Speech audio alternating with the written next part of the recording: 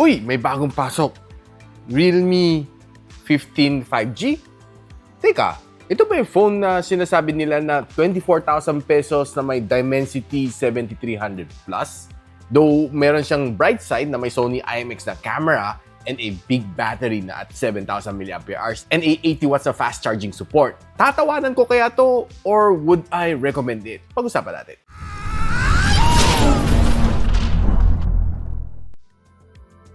Now, like the usual Realme na mga boxes, it's a bright yellow box. Makita natin the big 15 number here and meron siyang mga specs dito sa likod. So, buksan muna natin.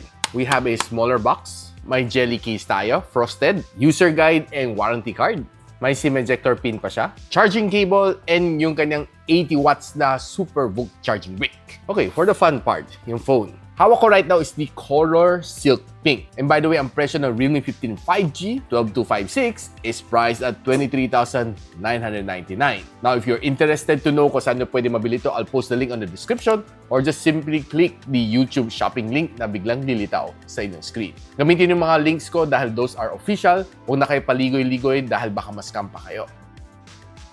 Now, one of its key features is yung kanyang pulse light dito. Makita mo, umiilaw siya. Pwede mo yung always on, or pag nag-charge naka-on, or kung may notification naka-on, or pag nag-gaming ka naka-on, depende sa inyong settings. Now, I kinda like yung kanyang pagka-silk pink dito. Pag nailawan siya, pansin mo, medyo nagiging peach ang kanyang color. Pero kung hindi naman siya nailawan, it looks kind of pinkish. Pero hindi mo masyado mahalata ng pagka-pink niya. Pwede ko naman sabihin siguro, it's more of a faded na pink. It got a plastic back, plastic frames, and a Corning Gorilla Glass. And I'm not quite sure kung which number ang Corning Gorilla Glass nito. Pero normally, it should be a 7i at this price point. One thing to like naman is quite thin naman kanyang bezel. Medyo mas makapal lang ng konti dito sa ilalim. And pansin ko na medyo malaki din ang kanyang punch hole. Maganda naman ang grip ko dito sa aking kamay. And dito sa kanyang likod, it's more of a chamfered. Pero flat na flat yung kanyang likod. And by the way, ang kanyang fingerprint unlocking nandito sa screen. Wala dito sa gilid. Now, kung gusto nyo malaman ng complete specs ng Realme 15, ito na. Now, sa intro, sinabi ko na sa inyo na this one is being powered by the MediaTek Dimensity 7300 Plus. Now, it's nothing of a upper mid-range. Siguro, I would say na it's more of a lower mid-range na chipset na ginagamit. Pag upper mid-range, I would say siguro mga 8400. Yun, pwede mo i-consider as a upper mid-range na chip. It scored me a 732,000 points at 22 benchmark version 11. And pagdating naman sa day-to-day task naman dito on this phone, multitasking, wala ka naman maging problema dito. Smooth naman na experience ko dito. Wala akong na-feel na lags, na hang, or wala rin naman na-feel na nababag down tong phone na ito. Halos na naman pinagawa ko dito sa kanya is capable naman tong phone na ito. Now, one thing na siguro hindi alam ng iba is that you can put this on a GT mode. Pwede mo siya i-force GT mode dito on a drop-down menu para lagi siyang naka-full power. Probably para mas maganda ang iyong experience. But a quick word of warning, mas malakas mag-consume ng battery yan for sure. Now, kung gusto mo makita the other benchmark na nakuha ko from this phone, here you go. Now, isa sa pinaka-bragging rights ni Realme dito is quite big ang kanyang battery. Probably not the biggest, pero medyo malaki na rin siya at 7,000 mAh. And it supports a 80 watts na fast charging, which is charging from 0 to 100 takes you around mga 35 to 40 minutes tapos ka na. And true enough naman, it was able to last me for 2 days without even charging. Basta gamitin mo na siya normally or pwede mo siyang gamitin pang tether ng 5G, okay na okay siya kasi sinubukan ko naman si Globe, si Smart, si dito, nakasagap naman siya ng 5G, wala akong naging problema sa kanya pagdating sa signal. And nung sinalang ko rin to sa battery stress test, it got me a 23 hours and 23 minutes na screen on time. In terms of display, this phone has a decent na OLED na panel. One thing to like naman sa kanya, meron siya 144Hz na screen refresh rate and meron pa siyang PWM dimming, so meaning protected yung mata if you're using it, babad na babad ka. Mataas din naman kanyang max brightness sa 6500, which normally makikita mo lang when you're consuming HDR content. Pero under the direct sunlight, walang problema. Na kung ang hiling mo naman gawin on this phone is just simply browsing on social media, expect to give you a decent, good experience dito. Dahil nung nagbabrowse naman ako dito, smooth na smooth ang experience ko. Basta you're connected to a good internet service provider, wala kang magiging lags when you're browsing social media. Now, if you're watching naman your favorite shows on your phone, kahit anong papanoorin mo, anime, basketball, Korean novela, kayang-kaya mag-perform on screen ni Realme 15. It can give you a good viewing experience. Now, since this one has dual speakers, 4 na butas dito sa baba and iisa lang ang butas dito sa ibabaw. So it simply means that there should be some kind of a imbalance pagdating sa sounds. Pero test muna natin. Well, honestly, above average naman ang kanyang sound. It's good na naririnig ko siya ng loud and clear, pero hindi siya kasing lakas ng mga medyo flagship level phones. Pero I would say na quite good.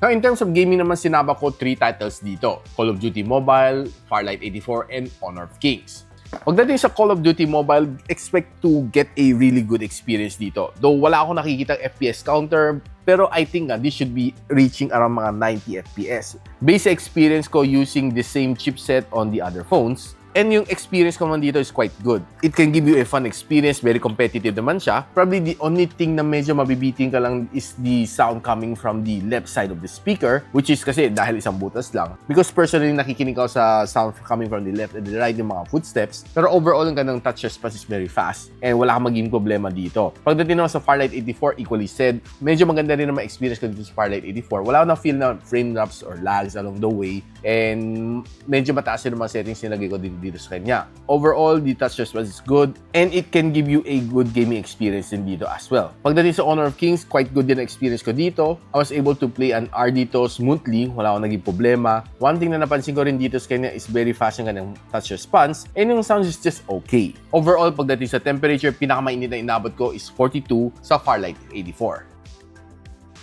Now, pagdating sa kanyang camera, this one has 2 camera modules. Normally, at this price point, you'll get triple camera sensors. Pero sad to say, this phone only has 2 ultra-wide sensor and yung kanyang main lens. Yung kanyang main sensor is a Sony IMX882, by the way. And meron siyang kasama 8MP na ultra-wide. Yung kanyang front-facing camera is 50MP and both cameras can shoot you up to 4K and 30fps. Okay, silipin natin some shots na nakuha natin from the Realme 15. Now, pag tinignan naman natin some of the outdoor shots na na-captured natin, mapapansin mo, no, yung mga greens niya is quite saturated. Yung medyo OA ang kanyang datingan na parang very unnatural kanyang green. No? Pansin mo dito yung mga greens na to, on actual, hindi siya ganun ka-dark, no? Pero pag tinignan mo naman dito sa kanyang camera, parang ang dark ng kanyang pagka-green, ang saturated, parang yung gusto mong i-pop out yung kanyang subject, pero parang masyadong OA. That's probably one thing na hindi ko masyado gusto dito sa kanyang camera. Masyado matapang ka ng saturation. Pag tinignan mo rin tong orange na to, no? In actual, hindi siya rin ganun ka-orange, pero masyado rin siyang na-enhance dito sa kanyang camera. This is one of the rare shots na nagustuhan ko dito sa Realme 15.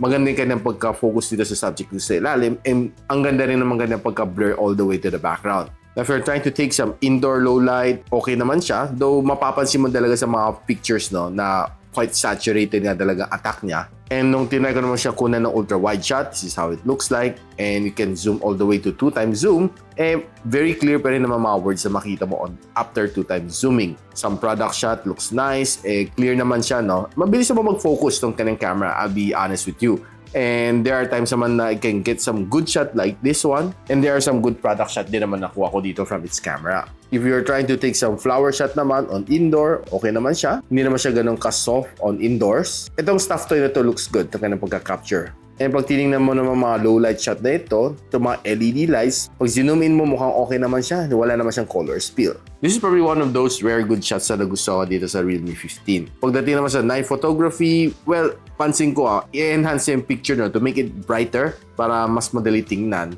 kahit medyo madilim na at that time. Pag tinignan mo ka ng front-facing camera, one thing na mapapansin mo is mag-smoothen out yung mukha and it looks good naman. Pero hindi naman siya masyadong matapangin ka ng beautification, which is okay. Pero mapapansin mo mga greens niya dito na talaga sobrang saturated ng ganyan pagka-green kahit sa selfie camera pa. Yun na siguro ka ng color science. Now, with further taking some other front-facing camera shots, and if you use the front-facing camera on indoor, yun, mapapansin mo magiging soft na siya. Kasi pag low light, medyo yun ang weakness ng kanyang camera. Let's check a quick selfie video sample. Now, ito ang front-facing camera na Realme 15 and I'm quite surprised na kaya na mag-shoot up to 4K and 30 and the quality is not so bad.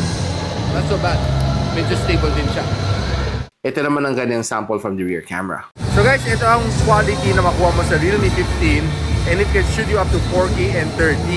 It's a little bit jittery pero overall the quality is not bad. Pero I expect more because of its price point.